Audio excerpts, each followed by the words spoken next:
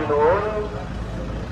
Minamahal ko mga kapatid, samahan natin sa ating gaganaping posisyon ang ating mahal na ina, ang Birheng Maria Nagdadalamhati. Makiisa tayo sa Kanya, sa Kanyang pagburusa, kalungkutan at hapis, at sama-sama po nating hangarin na makasalo sa muling pagkabuhay ng Kanyang anak na si Jesus.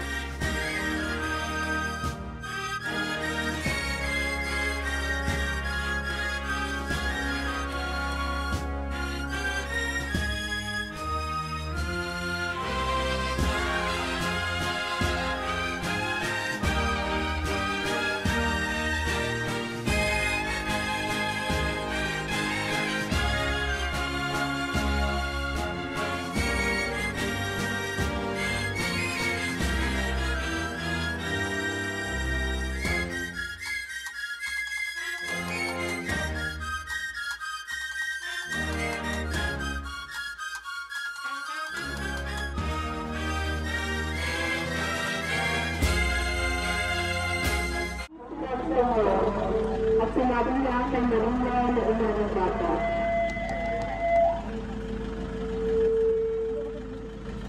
Narito siya ay dinalaga upang bagsak at tindig ang marami sa Israel.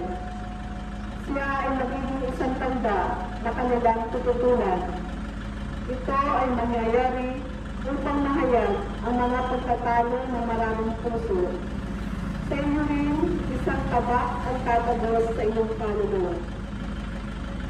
Ibig naming makiisa, mahal na ina.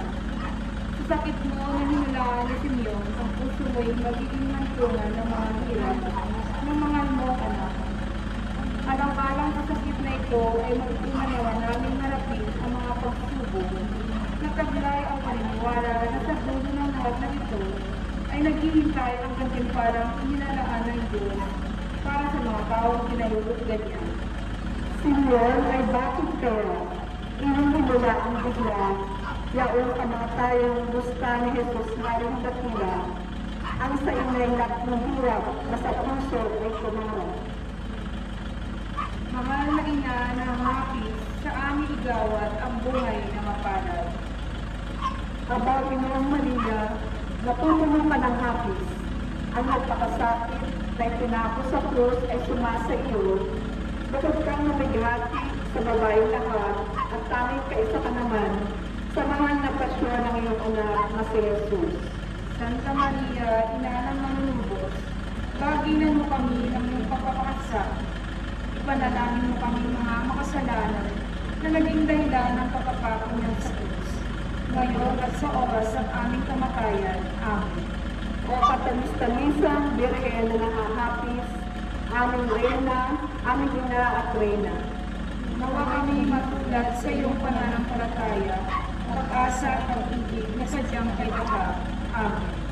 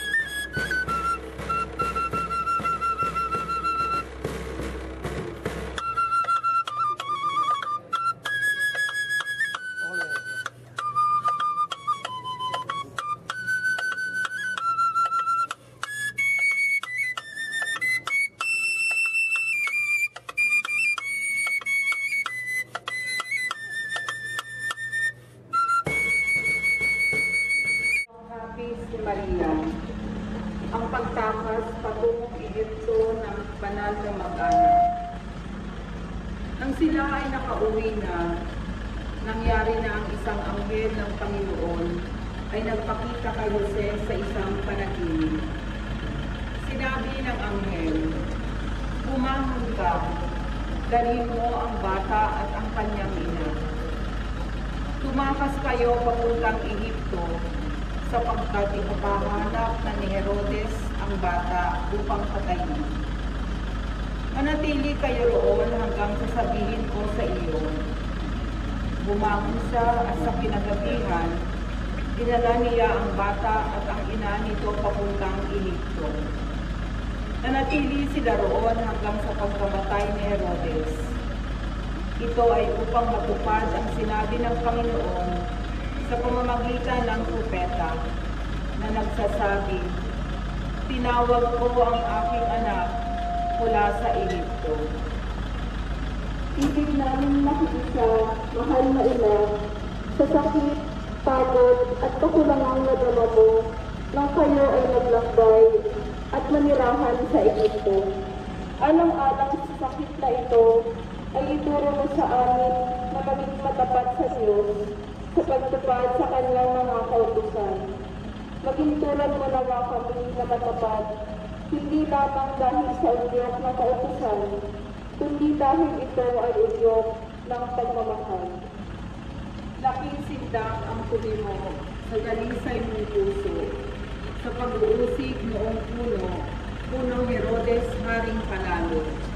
Sa Ehipto kayong lumagap upang batang Jesus ay mailigtas. Mahal na ina na nakakapis, sa aming igawad ang buhay na mapalad. Aba, Ginoong Maria, napupuno ka ng hapis. Ang nagpakasakit na ipinako sa krus ay sumasa iyo. Bukod ka na bighati sa babaeng lahat, at tanging kaisa ka naman sa mahal na pasyon ng iyong anak na si Jesus. Santa Maria, Ina ng Manang bahaginan mo kami ng iyong pagpapakasakit.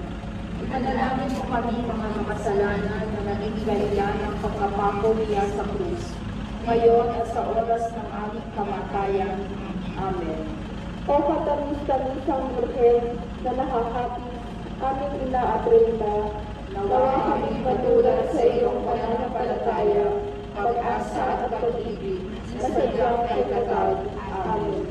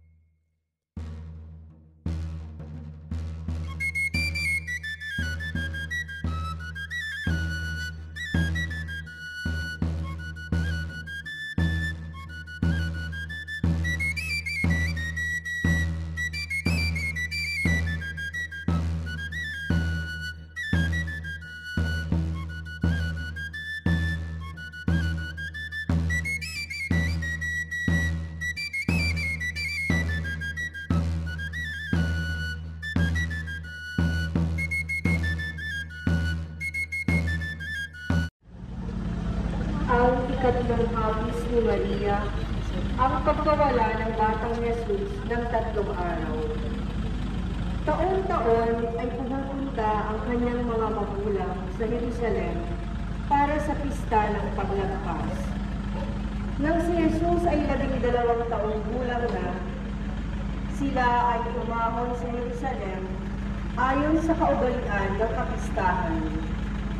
Sila ay bumalik ng maguulan nila ang mga araw ng kapistahan.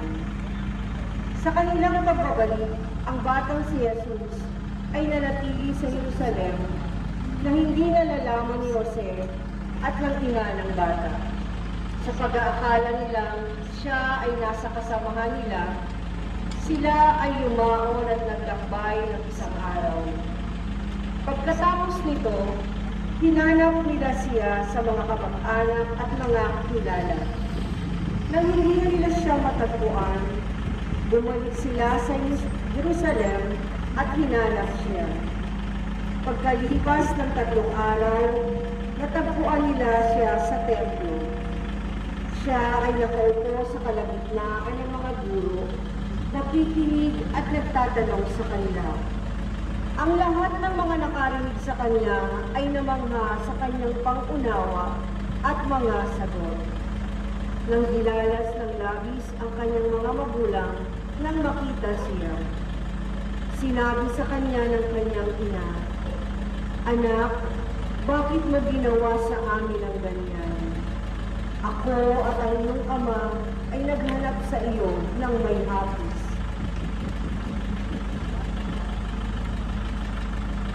Ibig namin makiisa, mahal na ina, sa sakit na nadama mo, noong mawala ng 3 araw ang iyong anak na si Jesus sa templo sa Jerusalem.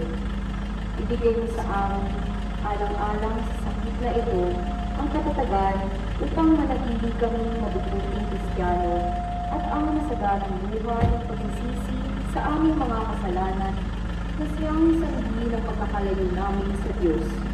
Turuan mo kami pakalagahan ang aming pananampalataya at pagsisihan ang aming mga kasalanan nang kami ay di mawalay sa iyong anak. Sa mata mo ay bumaka ang isang dagat na lupa. Nang ang batang si Jesus ay mawala, ang pagod ay bisa pala. Dibdib mo'y halos mawalat sa kadakilaan ng dusang tila. Mahal na ina na nakahapis, sa aming gawad ang buhay na mapalad. Aba, Ginoong Maria, napupuno ka ng hapis. Ang nagpakasakit na itinako sa krus ay sumasa iyo.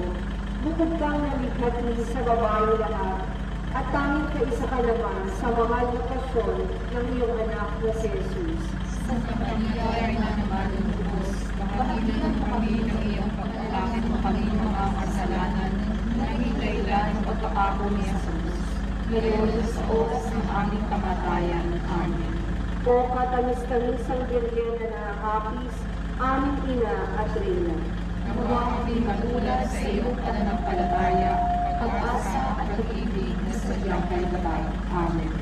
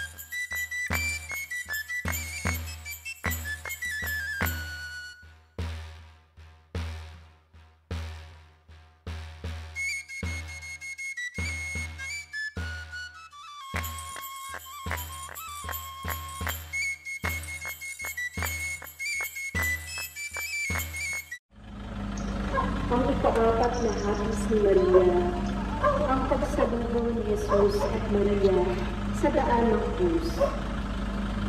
Nakasalubong ni Maria si Jesus na mayroong nakaputong na karoon ng tinig sa kanyang ulo at buhat-buhat ang isang napakabigat na krus.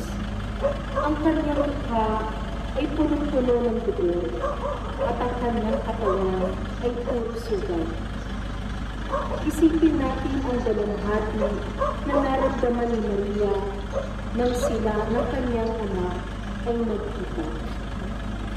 Ibig namin makiisa, mahal na ina, sa sakit na nagama mo, nung makita mo ang kahabag-habag na lagay, ni Yeso Cristo nagpapasal ng krus, patulong Kalbaryo.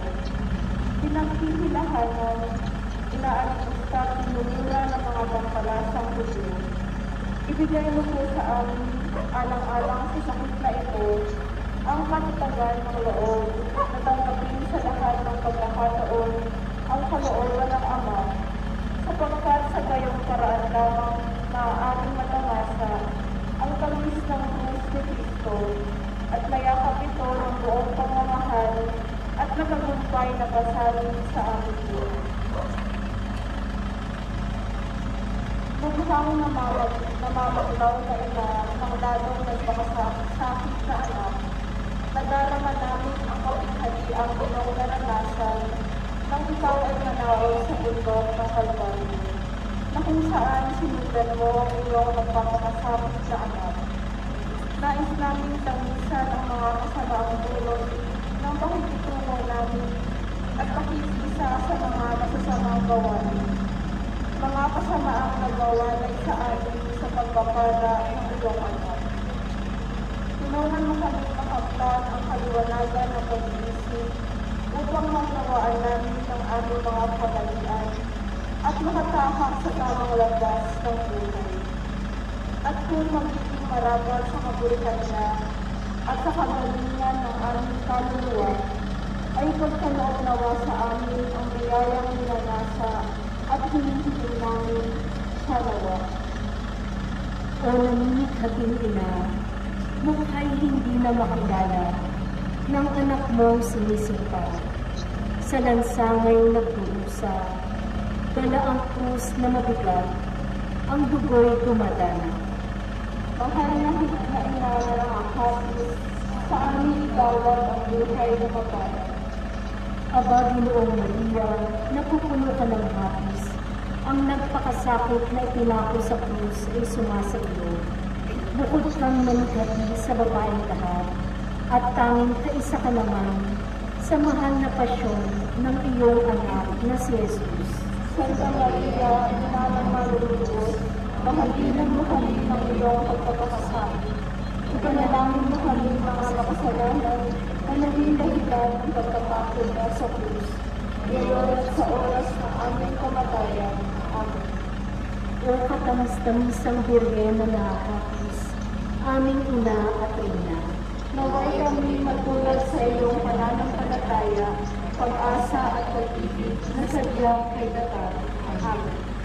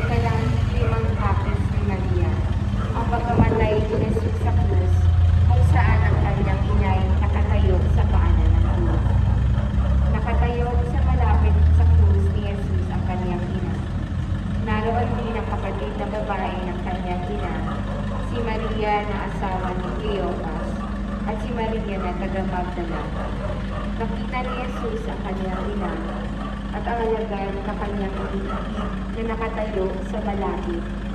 Sinabi niya sa kanyang ina, "Dina, narito ang iyong anak." Pagkatapos noon, sinabi niya sa alagad, "Narito ang iyong ina."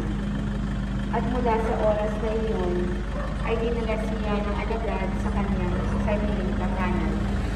Pagkatapos nito, si Jesus na nakakaalam na ang lahat ng mga bagay ay naganap na, ay nagsabi, "Ako ay nauuhaw."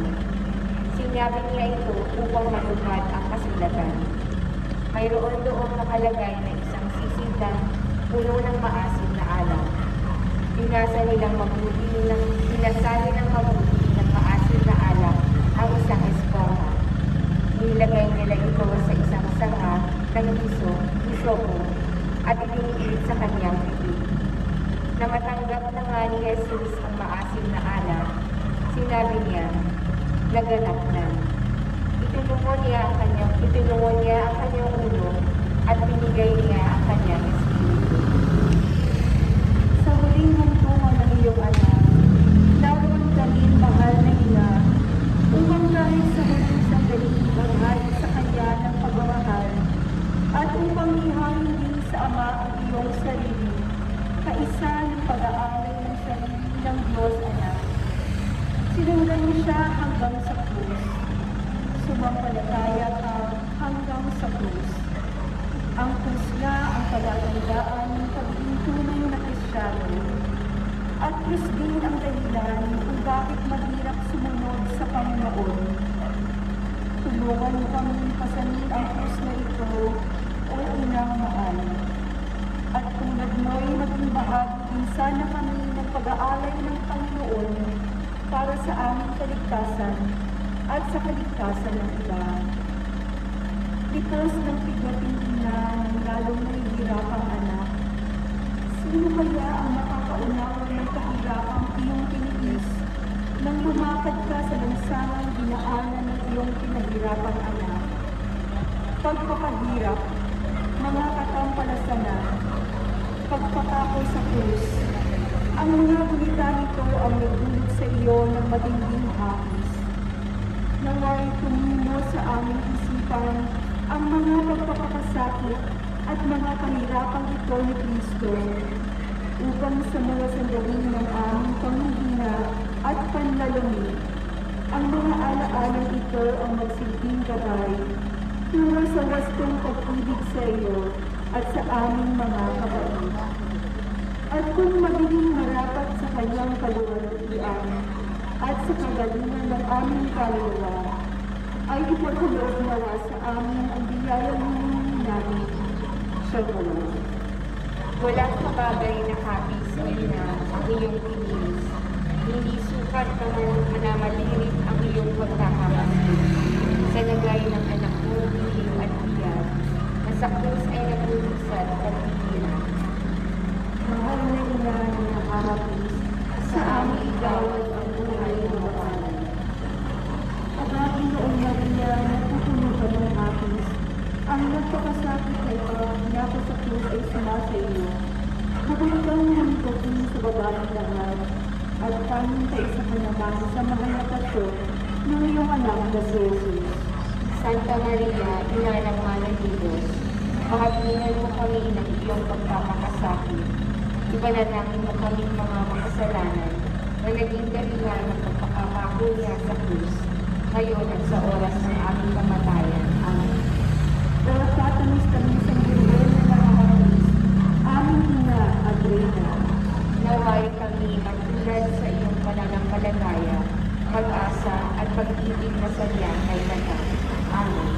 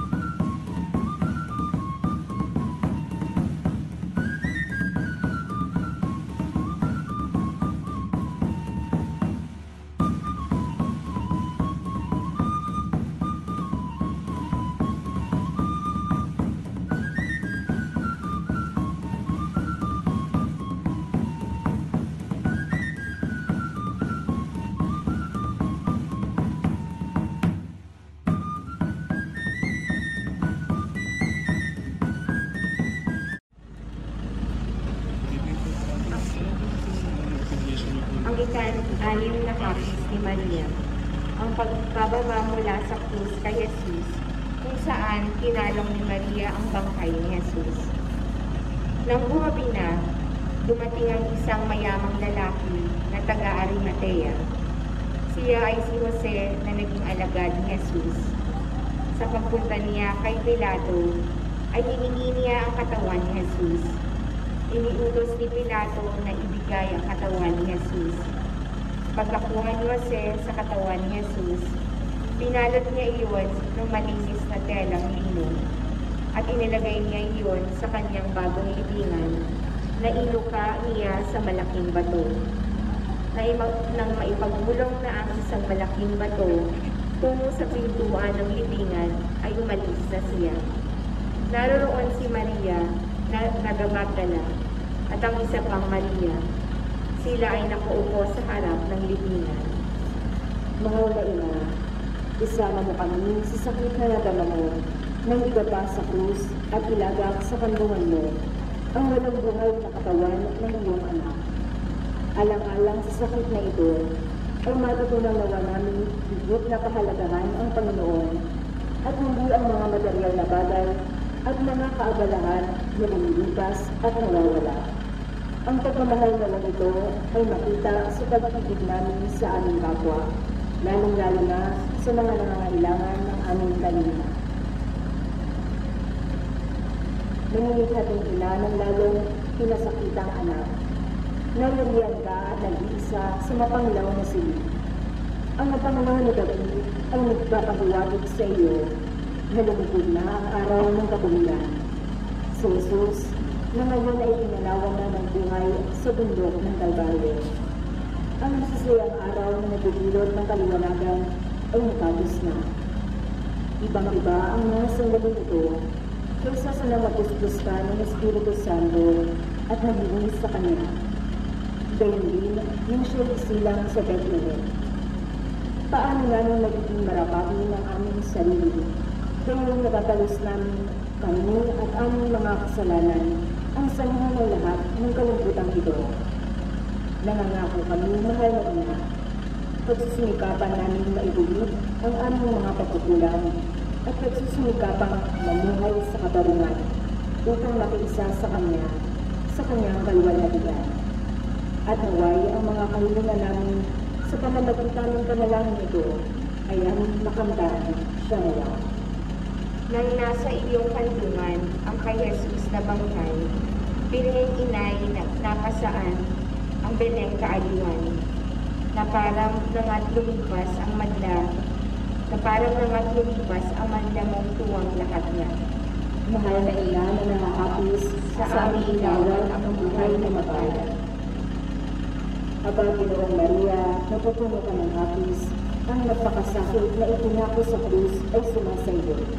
Bukod kang nangyari sa babaeng lahat, at tanging sa ka naman sa mga lapasyon ng iyong anak na si Jesus. Santa Maria, Ina ng Mananubos, pakagilan mo kami ng iyong pagpapakasakit. Ipanalangin mo kami mga makasalanan na naging dahilan ng pagpapako niya sa krus, ngayon at sa oras ng aming kamatayan. Amen. O katamis-tamis ang Birhen na nakahapis, aming ina-Adrina. Nawa kami matulad sa iyong pananampalataya, pag-asa at pag-ibig na sadyang kay Katan. Amen.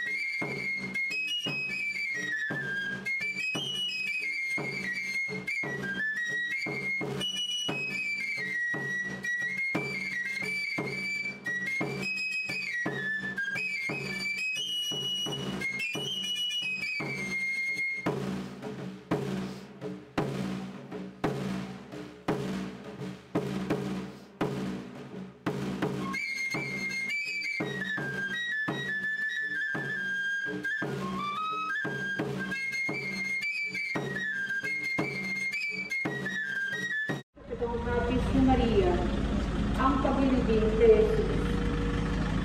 Pagkatapos nito, si Jose na taga-Arimatea ay humiling kay Pilato na makuha niya ang katawan ni Jesus. Si Jose ay isang alagad ni Jesus, bagaman palihim lamang dahil sa takot sa mga Hudyo. Pinahintulutan siya ni Pilato. Kaya siya ay pumunta roon at kinuha ang katawan ni Jesus. Pumunta rin doon si Nicodemo. Siya ay unang-una at pumunta kay Jesus ng gabi. Siya ay madalang pinaghalong mira at alo, na halos isang libra ang timbang. Kinuha nga nila ang katawan ni Jesus. Binalot nila ito ng telang lino kasama ang mga pabango. Ito ay ayon sa kabulian ng paghahanda ng mga Hudyo sa paglilipid. Sa pook na pinagpakuhan sa kanya ay may isang halamanan. Sa halamanang iyon ay may isang bagong libingan na hindi pa napaglilipinan. Doon nila nilagay si Jesus sapagkat noon ay araw ng paghahanda ng mga Hudyo at malapit doon ang libingan. Ibig namin mag-isa, mahal na ina, sa pangungulila at pag-isa, noong mailibing na ang iyong anak. Alang-alang sa sakit na ito, ay madalanawa namin sa aming buhay ang pag-ibig sa Diyos at sa aming kapwa, upang maging amin ang buhay at kamatayan ni Kristo. Kami nawa ay mamatay sa pamamagitan ng pagpapakasakit at pagsisisi sa aming mga kasalanan. Nang si Kristo ay nabuhay sa amin sa pamamagitan ng pag-ibig, maibahagi nawa namin sa iba ang aming buhay upang maisabuhay namin ang buhay ni Kristo ang iyong anak. Namimighan ng ina na nagpapakasakit ka anak, nababatid namin ang hirap na iyong nadama, nang ilawak sa libingan at takpan ng mga taong malasakit ang sugatan at walang buhay na katawan ng iyong anak. Alang-alang sa iyong mga pagpapakasakit ay pagkalooban mo kami, mahal na ina, ng mga biyayang kakailanganin sa tunay na pagsisisi. Doon mo ang makasalanan namin sa dini ay maliging kasama ng iyong anak at maging mabuhay alang-alang sa kanyang kaluhalhatian na ngayon ay hinihiling namin sa pamamagitan ng panalangin ito. Siya nawa. Sa akin ngayon wala na ang buhay ko at ginhawa. Ilaw niring mga mata, si Jesus kong sinisinta. Ang tawag na mapalad sa akin hindi nararapat. Mahal na ina na nakakapis, sa aming higawan ang buhay na mapalad. Aba, Ginoong Maria, napupuno ka ng hapis. Ang napakasakit na ginako sa krus ay sumasa iyo. Bukod ka ang natigati sa babaeng lahat, at tanging kaisa ka naman sa mahal na pasyon ng iyong anak na si Jesus. Santa Maria, ina ng Mahal ng Diyos, dahaginan mo kami ng iyong pagpapakasakit. Ipanalangin mo kami mga makasalanan, na naging dahilan ng pagkapako niya sa krus, ngayon at sa oras ng aming kamatayan. Amen. O kapamistalisang Berhen na nahapis, aming ina at reyna, Mula kaming magulat sa iyong pananampalataya, pag-asa at pag-ibig na sadyang kay tatag. Amen.